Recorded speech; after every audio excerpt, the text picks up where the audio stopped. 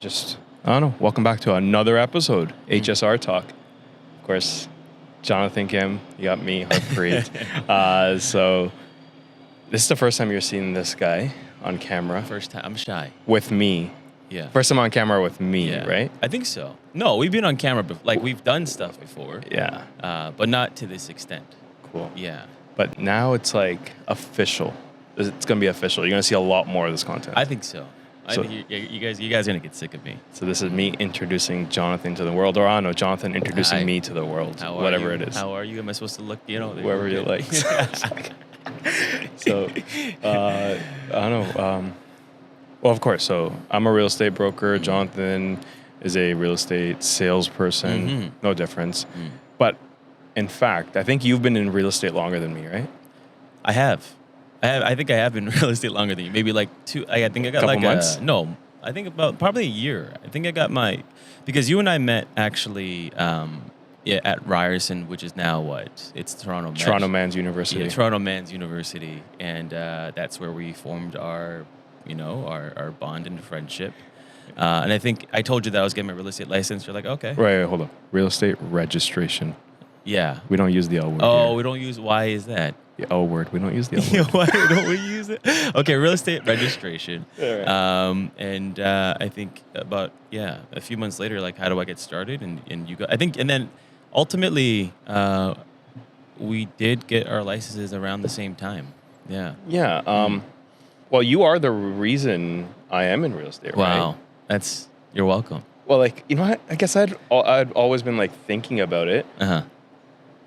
Maybe should we talk about that today, or should we share that story for another time? How we met. No, we can. Why not? We can. All right. But yeah, so what? Toronto Man's University. Toronto Man's Ryerson. University. Yeah. It was an evening class. It was. It was my first class at Ryerson. It was me too. Yeah, I know. I thought I felt like the old guy there. Was it September? It was a cold. Or was it like a summer course? No, it was like in the winter time, man. It was like in January, February, I think. No. You don't think so? I think mean, it was September. Maybe. I digress. It's one of those things. Okay, so it was like September, but for me it felt like the first day of school. Yeah, because I felt like, such a loser going into night school. Like there's a stigma. Is adult education. Yeah, adult education. I felt like such a loser, and super nervous, and I think you were in like my global management studies Global class. management. You remember that? Yeah. That professor, I forget her name, Yeah. but she was actually really good. She was an older It was an older lady. like was she like a? She had like a Caribbean background, I think. Yeah. She was great. She was great. She introduced me to Tim Ferriss, the 4-hour work week. She did. Oh yeah, I don't know. she did. It was like the first class or the second class. She just like held it up. She's like, "Oh, I'm just reading this book right now." And you were, I think there was that was sort of like your Bible in life. I found like you would always refer to Tim Ferriss. Oh yeah, like once I read that book. Yeah, it changed your life. Yeah, maybe. But you also got me into like reading again. I don't know if you know that as well, right? Yeah. Oh really? Because you Damn. gave me Wow. what is it? Robert Kiyosaki. Oh, cash flow quadrants. Cash flow, Rich Dad Poor Dad, Yeah. cash flow quadrants, Yeah. quadrant specific. Like you gave me that book. That's the reason why.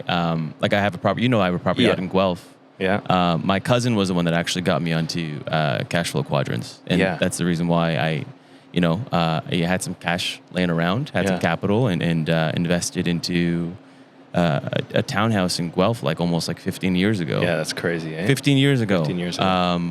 And I still have it, right? I still have it. And Cash flowing. Yeah. Well, I went to Guelph. I went to Yeah. Guelph, and so when you know the ins and outs of a certain area, Right. you can use that to your advantage, right? 100%. Sorry, I cut you off. What were No, you gonna let me say? come back to this. How we met, right? Oh I think yeah, that- sorry. We're this is going. good. This is great. We'll come back to that. I think we'll talk about like investing and like being an expert in that. But so was that class global management or whatever it was called? Yeah, it was. Well, like I don't know, why were you there? Why were you in that class? I don't think we ever talked about that, right? Maybe like when we first met, it was like, yo. Yeah, because I went to Guelph. I got my I graduated from Guelph. Yeah. I did like a joint art and science program. Yeah. And I don't want to swear on the podcast, but I like messed around so much to like I No, tell fuck it. You can swear. We're allowed to say fuck it. Fuck it. What? Okay, well, Be your authentic self. I understand that, but sometimes I fucked around so much in Guelph, man. Like I don't even understand how I got my degree. I tell everyone I got my degree in partying. Wait, Guelph is not known for partying. Is it? I mean, now they are. Oh. I think now they are, but. Yeah, it was. I don't know how I don't. You know what? The funny thing is, you graduated and you had a property when you graduated. But the thing is, I also didn't get my degree technically, because what happened was I got a parking ticket that last year. I got a parking ticket that last year, and I go to convocation. I'm with my folks. Super, like it's like a really just emotional. Like they're proud. Somehow I graduate. I'm about to graduate. And so I got my like little folder that holds the diploma. I open it up and it says you owe $65. Please go to registrar and please pay it now to get your degree. So I looked at it and I was like, all right, fuck this shit. Like I'm not So you didn't pay the $65. I'm not going to pay $65. Screw the system. And to this day, I don't have my paper. So you never went back. No. Because you get $65. Yeah, I mean, okay, you graduated. You don't have the paper. I just don't have the paper. Well, that's how I think about it. Yeah. I don't. It's a piece of paper, right? It is. Like I don't have any of those pieces of paper as well, right? Like I think the Ryerson degree that we have, it's like in my like drawer. It's in my underwear drawer. It's just there. Like I don't know why it's in my underwear drawer, but it's just there. Okay. Come back to the story. Yeah. Okay. So why were you at Ryerson then? Like we can get into that stuff later on, but what transpired for you to be in that same room as me that day? So it was. Here's what's interesting. Yeah. It was in the engineering building, right? Our class. Yes, it was. It was on Church and Victoria. What's it called? Gerard. It was on Gerard. South of Gerard. Church and somewhere along the line. And Victoria. Yeah. Engineering building. Yeah. I'm pretty sure if you enter from that Church and Victoria entrance, it was like the second classroom, right? First or second classroom. Mm-hmm. Yeah. And wait, hold up. Hold up. Jonathan was sitting all the way in the front. Was I? You were like in the second row from the front. I was ready to study, man. I was ready to get my study on. And then I think as a semester sort of went along, I just didn't go to class. You stopped coming. That was like the story of the next 4 years, right? Oh man, yeah, man. Just you don't need to go to school. You don't need to go to school. But but what's important, like. When it comes to school, a lot of people are like, should you go to school now or not? Yeah. I think it's more of the relationships, the networking. And if you're coming right out of high school, there's a lot of like this. You learn the social skills, right? Yeah. Like not how to be a loner, right? Yeah. How to talk to people, make friends. Yeah. And I do feel like watching you navigating life. Being socially awkward? Not socially. I mean, I didn't want to say it. No, I'm just kidding, man. No, you're not socially. The thing is, like, I think you were more like way more introverted and more shy when I first met you. I still am. Yeah, you are. I'm an introvert. You are. But ultimately, I think this is a skill that a hard skill that you've worked on, and you've man, just to watch you flourish in that capacity. It's been really cool to see putting yourself out there, right? It's hard for an introvert, man. I appreciate that. I'm an introvert too. Fuck that. You're not. No fucking way. What do you? My MBTI, is I am INFP. I've did the test. You just said a bunch of letters. What was that? MBTI, like the Myers-Briggs. Yeah. I'm an INFP. Okay, so Jonathan studied like sociology and stuff. That's actually psychology. Yeah. Well, that's interesting. Wait, hold up. Mm-hmm. So, whatever. We'll get into the other part of how you got to Ryerson another time. Yeah. So you're at Ryerson. Yeah. It's like September. Mm-hmm. Global management. Mm-hmm. It's like a 6:30 class, I think. Yeah, man. Right? It was like 6:30 to 9:30, like every whatever, Monday, Tuesday, whatever it was. Uh-huh. I'm pretty sure I got there early. Yeah. So like I took probably the GO bus downtown that day. Yeah. I probably got there early. Yeah. I probably had scouted out the room where it was like 2 hours before. Because you're an introvert. Yeah, I just wanted to make sure I know where I'm going. Exactly. But, no, I like to be on time. Yeah. Right? Like that's always been my thing, being on time. Yeah, clearly today. I was here. No, I was not. That's just, I was not. But no, it worked out. Yeah, it worked out. So whatever. We were there. Mm-hmm. I think you were probably there before me, maybe? I don't know. No, probably not. You probably came in after, I probably got there at 6:31. Probably. Let's be or honest. like the professor had started talking, and you were like, "Well, I want to sit all the way in the front." The only reason why I went to the front, exactly. The only reason why I was at the front was because there was no other seats left. So the class was full. Exactly. So I was like, I didn't want to be in the very front, but I was like one row back. Yeah. Kind of close to the lecture thing where the professor would be standing. Yeah. So and we were studying global management, and I had studied computer science already. So I was coming from a whole different world. Mm-hmm. And I don't know if I ever told you, like I was at Ryerson because I had applied to Schulich. Yeah, no, I do know this story. Right, yeah, I told you, right? Yeah. I applied to Schulich, and I got into Schulich after having studied computer science already. Mm-hmm. And they said I just needed to up some of my high school marks, like my English. So what they... So they're like, I could just do like an elective, right, at Ryerson. I see. And the elective I was actually doing was psychology. So I just chose like a psychology course. Right. But I'm like, I'm here. Like, I'm going to have to wait like a whole semester before I can go to Schulich. Might as well just take some other courses. Because I didn't have anything else going on. Like, I was working the job. Where were you again? You were doing oil changes. Yeah. Right? You were Mr. Lube, right? No, it was like competitor Mr. Lube called oil changers. Oh, my bad. My bad. That's sorry. No pressure sales there. Yeah. So anyways, I was doing that, right? Like that's all I was doing because I was doing that through university before. And that's how we met, right? Like that was, for me, what led up that day. Yeah.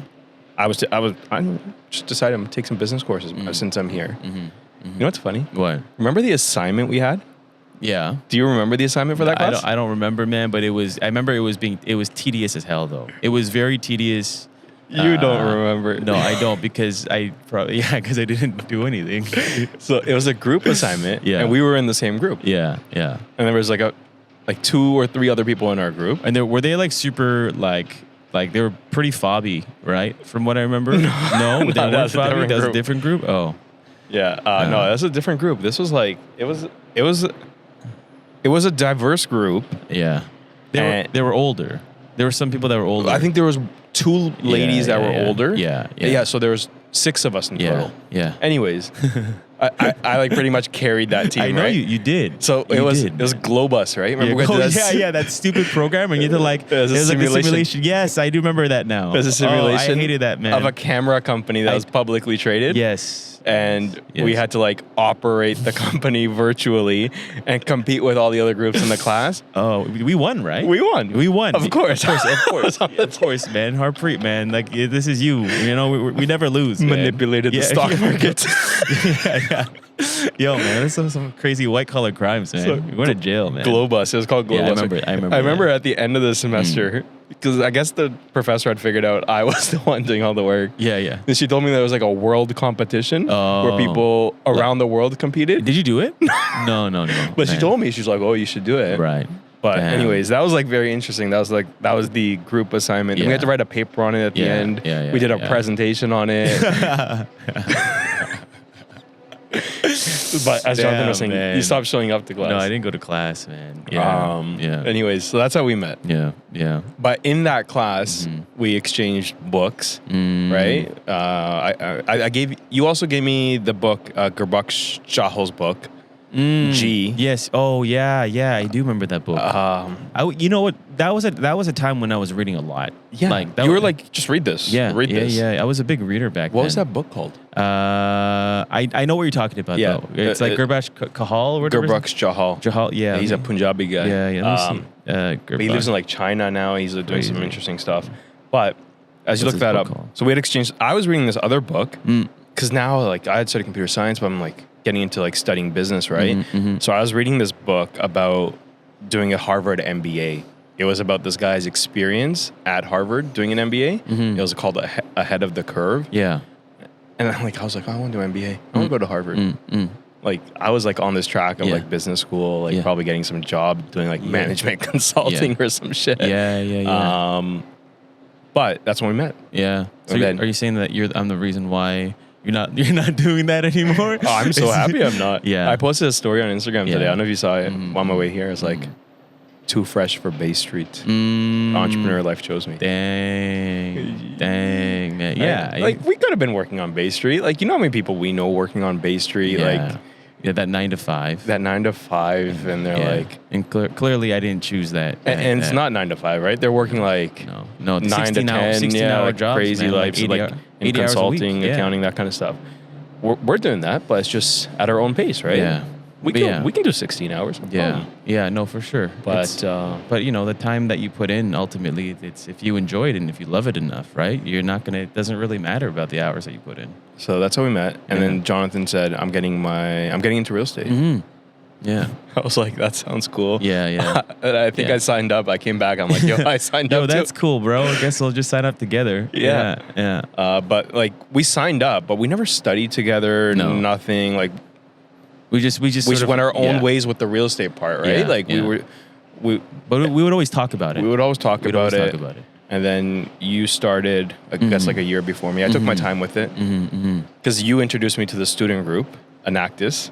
Did I? Yeah. And then I left. So, so you were in another. So You were taking other courses too at the same time, right? I was.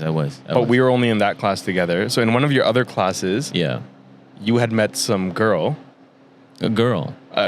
and she was part of Anactus already. Oh, I see. And which is so like people don't know what NACTIS is. It's like a entrepreneurship, like a it's a student group. Yeah, student group for like business and like entrepreneurship, I guess. Yeah. Yeah. Using the positive power of business to change the world, exactly, right? Exactly. But anyways, this is a student group. It was like pretty cool.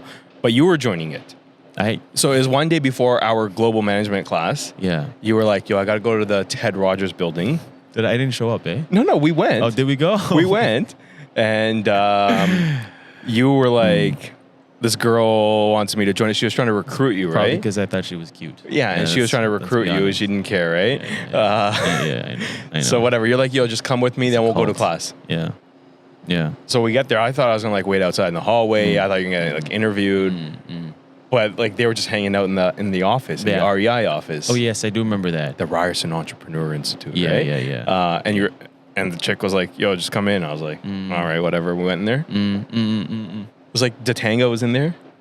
Yeah, do you remember that guy? I don't know these people, man. Yeah. So, anyways, you got me into that world, and then I left. Then they took both of our emails down, right? The girl was like, "Yo, what's your email?" I'm like, "All right, whatever." Right. Then we went our own way. Yeah. And then you started to get heavily involved in that. Yeah. So that was yeah. Then they sent an email. They're like, "Oh, there's this competition thing happening. Wear a suit." I didn't own a suit. I remember I texted you. I think I was like, "Yo, are we going to this competition?" You're like, "Nah." Yeah, I don't remember that. Anyways, eventually I ended up getting involved in that group, which is a story for another day. But that's how we got to real estate. That's how we met. Yeah, exactly. And we've sort of been working together over the on and off, I guess, over the last 10 years, 11 years. Yeah, I would say 10 years. 10, 11 years. Yeah.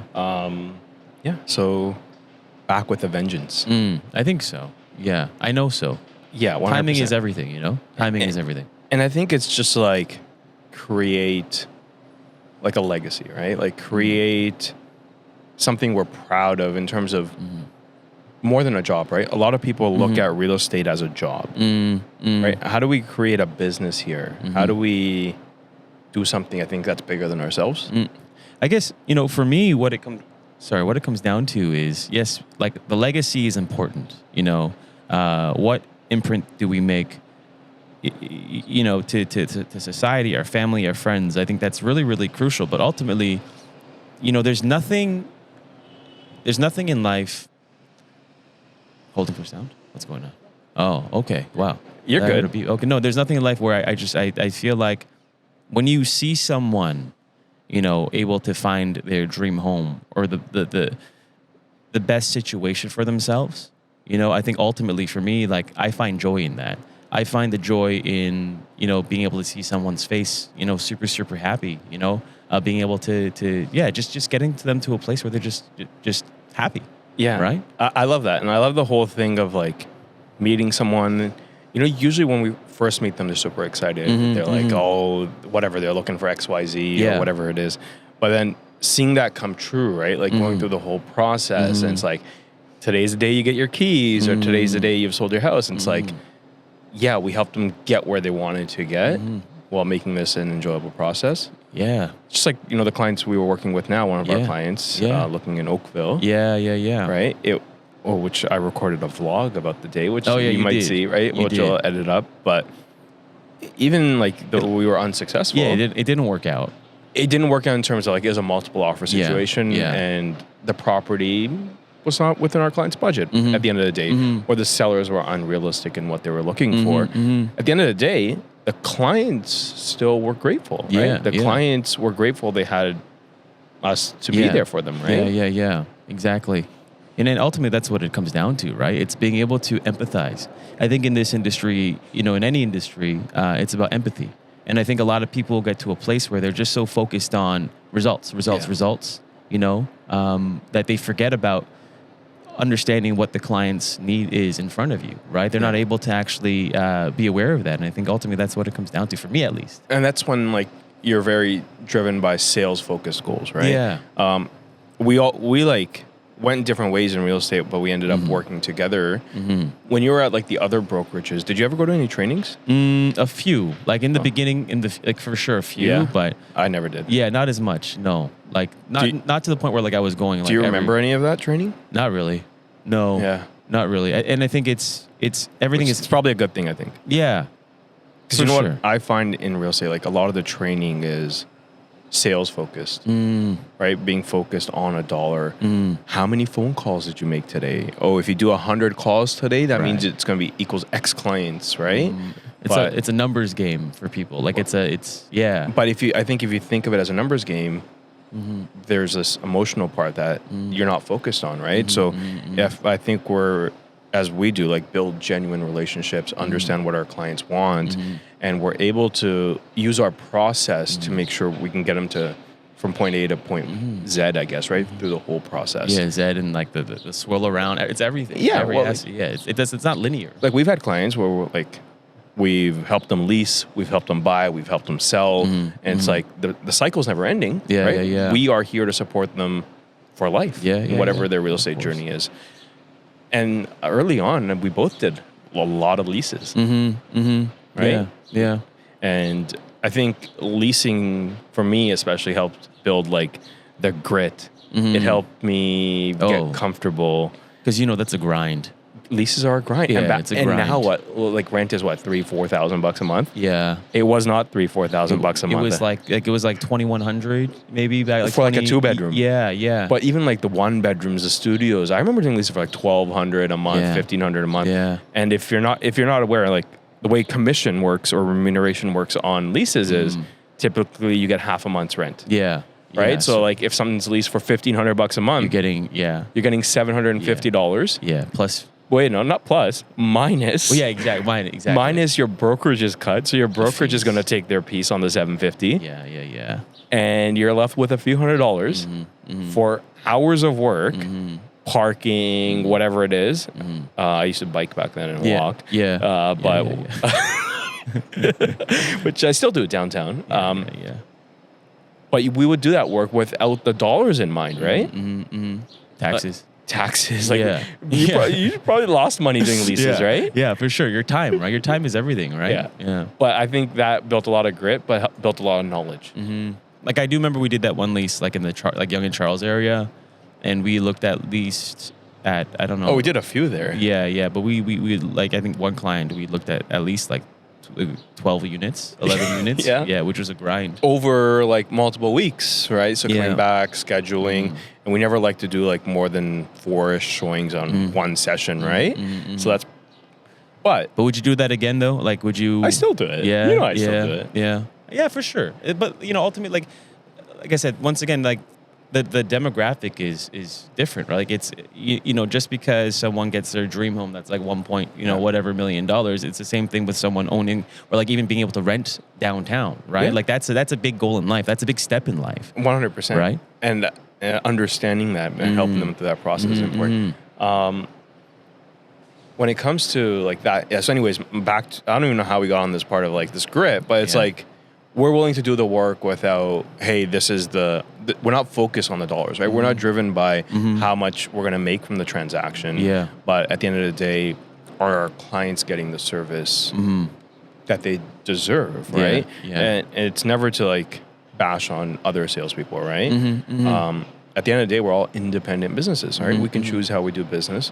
And I love the process, right? I love creating a customer experience. You know, I've been thinking, I didn't share this with you, but as like the business grows, at the end of the day, this is like hospitality, right? Like sure. As the business grows, I see like us hiring someone who's like the director of hospitality, someone that's worked in like hotels and stuff and understands like customer service and customer experience, right? Because that's what we're trying to do, build this customer experience. Exactly. But what's your favorite part of real estate? Man, what's my favorite part of real estate? Keep going. Yeah. Where are you going? My favorite part of real estate, man, like I said earlier, it's just, you know, being able to, like, I'm a people person, you know? I'm a people person, and I just, the amount of joy that it brings me to be able to just help somebody out. You know, we talk about, you know, people talk about like love languages. Yeah. Right. I think on the top of my list, because there's like the love, like there's the acts of service, there's quality time, physical, like these are the love languages, right? I think mine is acts of service. Like I get so much joy, and it brings me immense amount of like fulfillment, right? When I'm able to be like, oh, like I was able to like provide, like, you know, I was able to like do this little thing for this someone to make them happy. Yeah. Right. And when you, you know, when you compare that to whether that, you know, when you compare it to real estate, you know, it's the same thing, you know, being able to see, you know, provide this service to allow this person to, you know, just to be happy. I think for me, like that just brings that's what it's all about, you know? Yeah. Yeah, I agree. I'm not too familiar with all these. What is it? You should look at the love languages. Yeah, and see what your wives are, what yours is. It's like it's really interesting. It's really, because the thing is, everyone has their own sort of way of navigating life. Interesting. Yeah, it's the actor talking to me. Yeah. So if you didn't know, so let's talk about Jonathan. I think let's take a couple more minutes. Yeah. So Jonathan, yes. Like people know me, right? Like I've been putting myself on social media. Ever since I found Gary Vee, and that was probably over 10 years ago, right? Yeah. So like creating content and doing the podcast, right? I remember doing it sooner. Gary Vee's been like talking about documenting, not creating content, documenting what we do, right? Which I think we're gonna do a lot more of. But let's talk about you. So Jonathan Kim. Yes. 2023. What you're a real estate broker. Real estate salesperson, real estate expert, investor in real estate. You're an actor, like not like an actor on YouTube, like a real actor.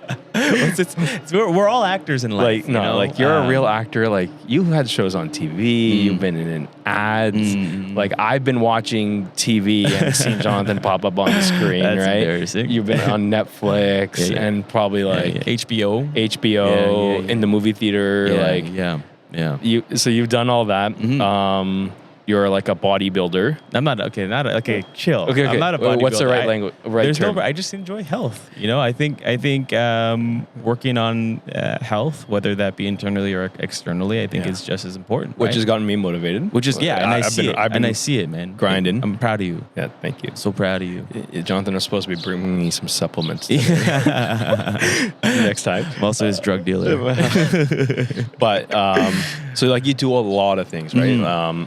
One thing I know about you is you want to be like really good at what you do. Otherwise, you don't want to do it. Or otherwise, like not that you don't want to do it, you will take the time to become really good at it before you're comfortable doing that. Yeah. There's so much control. Like it's a gift and a curse because there's the idea of controlling. You know.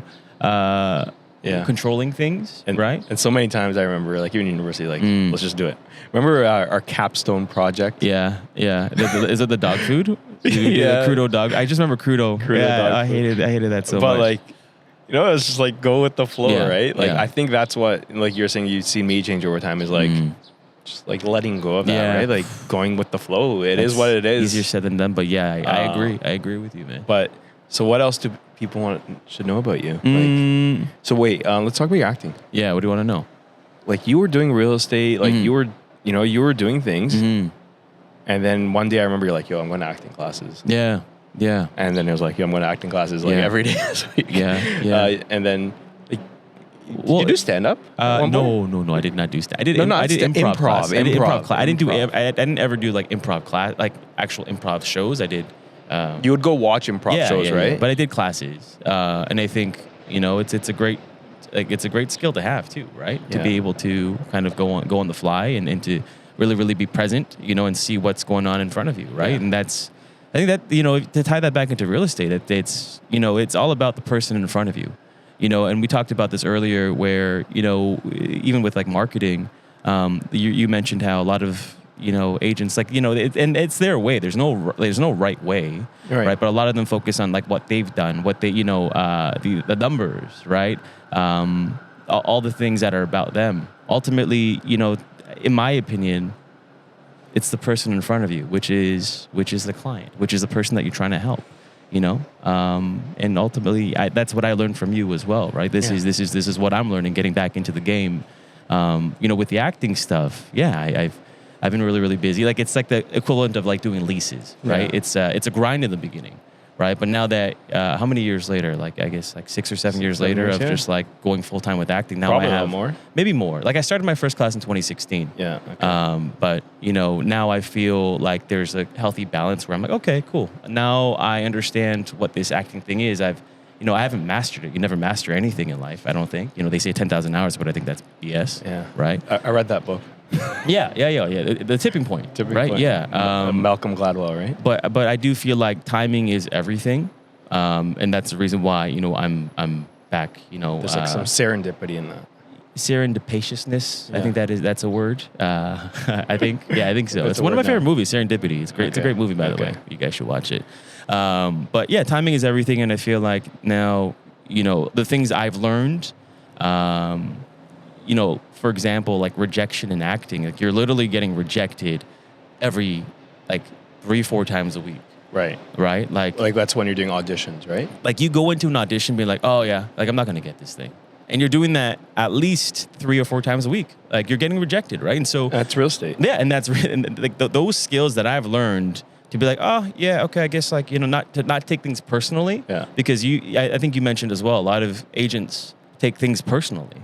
And I think that is what also jades people and wears and tears and wears down people, right? But for me, it's like the negotiation we were talking about. That, right? I was like, yeah, man. Some people get mad when you're trying to negotiate with them, which I love. But I feel like that would have been me if I didn't go through this experience of acting, right? Where I'm like, yeah, cool, like we're good, it's fine. Like there's no, I don't take it personally, right? Yeah. Which is cool. When we're negotiating, I'm trying to do the best for my client, and the other person, I think they're trying to do the best for their client, but they're getting personally offended. Yeah. But that always makes for a fun dynamic. Right? Yeah, you're a troll, eh? You're such a troll. This guy. I have a story, one of my first listings, but that's for another time. Yeah. We're coming. We'll wrap this up shortly here. But at the end of the day, I think this is a good conversation. Like it's almost 35 minutes, right? Like Has it been? Time flew. Oh man, I thought it was gonna be. You're like, what are we gonna talk about for 30 minutes? Yeah. So Jonathan thought I tricked him today. You did trick me, man. You did trick. But what do you think of this? Like, this is like, I think real content. Yeah. Well, it's let's not call like. This is authentic conversation. Yeah, but it doesn't have to be so on the nose. You know what I mean? Well, you know me. I'm straight to that point. Yeah, for sure. Like this is like authentic conversation. Just it's not forced. Yeah, just to talk about like our week to week and I think going forward, as we were talking about earlier, it's as we get busier with clients, it's just about talking about our experience and how we handle our day to day. Yeah. Maybe this ends up being like an hour-long thing, 90-minute, whatever it is, right? But I think this is good. But we'll hear from everyone, right? Like, give us some feedback, right? Like, let us know what you think. Jonathan Jonathan now has a real estate Instagram account. Yeah. Do you remember what it's called? Yeah. It's Sold by J. Kim. Sold by J. Kim. Yeah, J, right? like, no, it's just J and then Kim. The letter J. Yeah. And we'll put it on the screen or whatever. Yeah. But so Jonathan's going to be posting on social as well, doing real estate things. You know where to find me, but if you don't know me, Sold by Harp. And then we have our team page, HSR.team. So we're going to put content out. We're going to put videos out. I think it's more about like sharing education, getting to know all of you, for you to get to know us. But at the end of the day, we've been doing this collectively for more than 20 years. Yeah. Right? Yeah. Like when it comes to real estate, we've seen it all. We have. We've done it all. We have. Right? Like any type of, like in Toronto, downtown, the GTA, you know, I've done showings and deals from like Kitchener-Waterloo to like Oshawa to Barrie, right? Yeah. And residential commercial. Yeah, exactly. So there's nothing in real estate I think that we can't do. And at the end of the day, if we can't do it, I guarantee you, we have a really good person that we can rely on or refer to. Yeah. It's having that intermediary group of people, right? Whether it be a good, a mortgage specialist or, a great real estate lawyer, right? Yeah. And maybe we'll bring some of those people on here. Have more conversations, right? Yeah, exactly. As this progresses. But I know we're going to wrap up today. So, yeah, just let us know how this was. We're going to post this everywhere. Against Jonathan's wishes. We'll put it on YouTube. We'll put it on Spotify, I don't like to see myself on Apple camera. Music, okay. Apple Podcasts, whatever, Amazon Podcasts. Well, then make sure you like and subscribe. Subscribe, follow, 5-star rating, whatever. But really, post it on social media. Yeah. Just putting it out there, right? And let me know, what was your favorite part about this? Yeah. And also, like, what you guys want to see. Questions. You guys want to see, tours of like certain areas. Do you guys want to see, what it's like to live in like a $4 or $5 million home? Do you want to do a tour of that? Like, what do you guys want to see? I think ultimately it's all about you guys. It's not about us. 100%. Yeah. And if you just want to chat ever about real estate, like HSR.team, you can find us, right? Reach out to us, set up a time. Like, we don't charge you to talk to us, right? We love talking about real estate.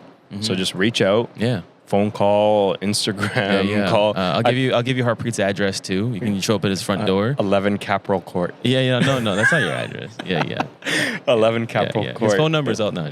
Phone number. You can find my phone number, right? Yeah. That's true. I think if they can't find us, we're not doing a good job, right? Yeah. 647-370-48888. Wow. Yeah, that's our number. That's the number. Yeah. But anyways, we'll wrap it up. That's a wrap. My guy. Thank you. Jonathan Kim in the house. Number I can't one. reach all the way there. Oh, I can't. I got short arms. Okay. Peace. Yeah, bye, guys. It's good? Happy? Are you happy? You happy with that? I am happy. Yeah, it's good.